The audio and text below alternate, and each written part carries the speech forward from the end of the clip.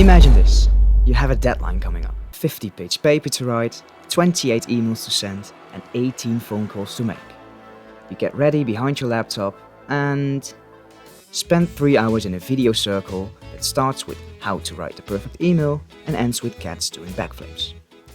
In the end, you regret it, but next time you do the same again.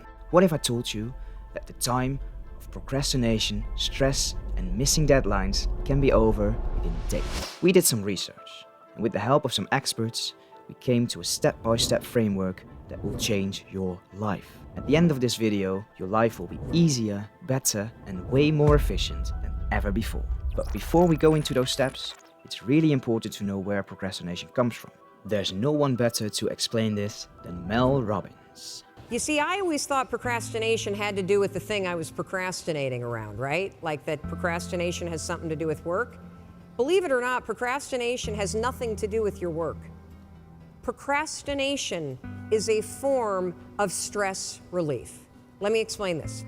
So let's say that you've got some stuff going on in your life, and heck, who doesn't have stuff going on in your life? And so you go into work, and when you get into work, you got stuff to do, you kind of walk in and you got this big stress ball that subconsciously is hanging over your head. And so you walk in and you sit down and you know you got 13 phone calls you need to make. It starts to go, wait a minute, well, you want me to make a call to somebody that I'm scared to make? Absolutely not. I'm so stressed out about, can we just watch some cat videos for a minute?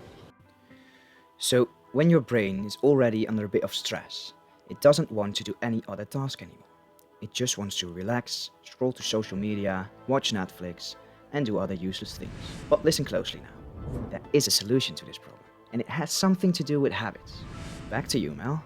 You're not a procrastinator. You have a habit of procrastinating. Because if it's a habit, I can teach you to use science to break it. You see, all habits have 3 parts. There's a trigger, and in the case of procrastination, the trigger's always stress. Then there's a pattern you repeat, and in the case of procrastination, it is to avoid doing something. And then there's a reward. You get a little stress relief. The only way to break a habit, you guys, is not to deal with the triggers. You're never gonna get rid of the stress in your life, but you can 100% change your pattern of avoiding work. There always will be triggers for stress, and therefore procrastination. Here's the thing. We need to change our reaction to the trigger of the habit. Now I hear you say, I tried that so many times, but I just fall back every single time. By understanding the power of habit formation, we can rewrite our brains and change procrastination with something more productive. When you keep these steps in mind, you'll be surprised what your life will look like in a couple of days. Now that we understand the roots of procrastination and the power of habit, it's time to take the first step towards change. Liking this video and subscribing to the channel. Okay, now we go to the real first step. Changing your environment for success. As James Clear explains in his book Atomic Habits, our surroundings play a crucial role in shaping our behavior. By making simple changes to our environment, we can create an atmosphere that fosters productivity and minimizes distractions. Studies have shown that a clean and tidy environment can lead to improved focus and motivation. So, take a few moments to declutter your workspace, eliminate unnecessary distractions, and create a space that promotes productivity. Want to eat healthier?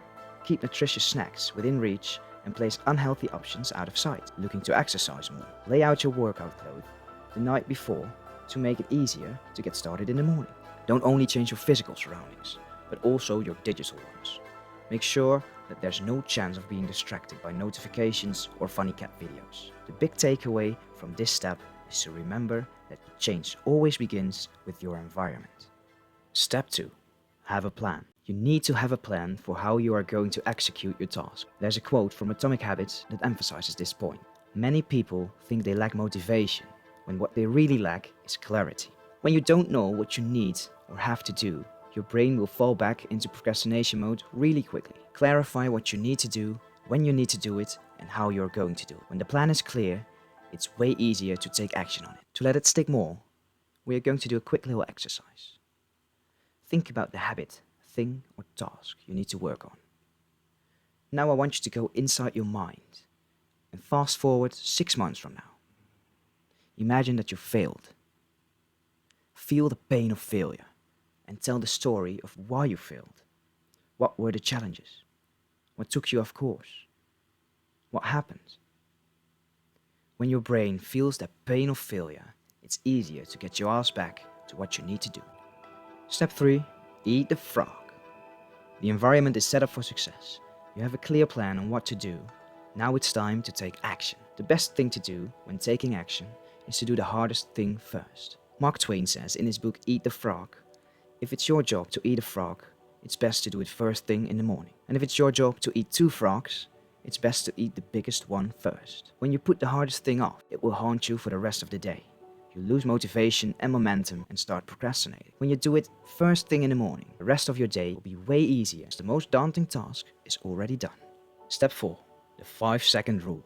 Now it's nice that we know what to do, but that doesn't mean that our brain will do it. When the moment has come to really do that task, there's always Mel Robbins to help you. So next time that you're in a situation where you feel yourself hesitate, you spent way too much time checking out the highlights from last night's scores, what you're going to do is you're going to go, oh, I must be stressed out about something. Acknowledge the stress. Then go 5, 4, 3, 2, 1. I want you to count to yourself because I want you to interrupt the habit that's stored here, and I want you to awaken your prefrontal cortex. Then I want you to just work, just for 5 minutes. The reason why I want you to only work for 5 minutes is because your problem isn't working. It's the habit of avoiding. I just need you to start. Step 5. The do something principle. After you count to 5, you go and implement the do something principle. I can tell you all about it, but as nobody sells it better, Mr. Mark Manson himself. The do something principle. That's right. The secret to all of your procrastination problems and working life woes is as simple as shutting the fuck up and doing something. You think that you're supposed to get motivated and then take action. No, it works the other way around. Action creates motivation. You do a little, and that inspires you to do a little more, and that inspires you to do a little more. Eventually, you reach the point where it's more difficult to stop doing your task than it is to start in the first place. When you're intimidated by a big task, break it up into smaller bite-sized tasks. Don't focus on writing the whole book, write the first paragraph. Don't focus on getting in insane shape, just focus on having a single good workout. These steps are not just a trick. When we look at the science of taking action, we see that 80% keeps on going. Don't take my word for it, take Mel's. And here's the other cool thing. We know based on research that if we can get you to start, 80% of you are going to keep going. Now there are 2 short bonus points to help you keep on going. Number 1 is to reward yourself after you take action.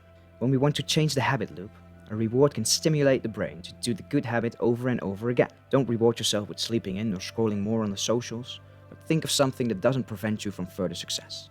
Maybe buy something that helps you get closer to your goals. The second thing is to create social pressure. Tell the people around you what you want to do. Make them hold you accountable. Maybe even make bets with your best friend. Say you are going to do something, and if you don't, you owe her 50 euros or something. Now you create an extra sense of pain when you don't do what you need to do. This often is a great motivator for people to keep on going. Now you've got all the steps, there's one more important thing I need to share. The secret is told in a quote from J.K. Rowling.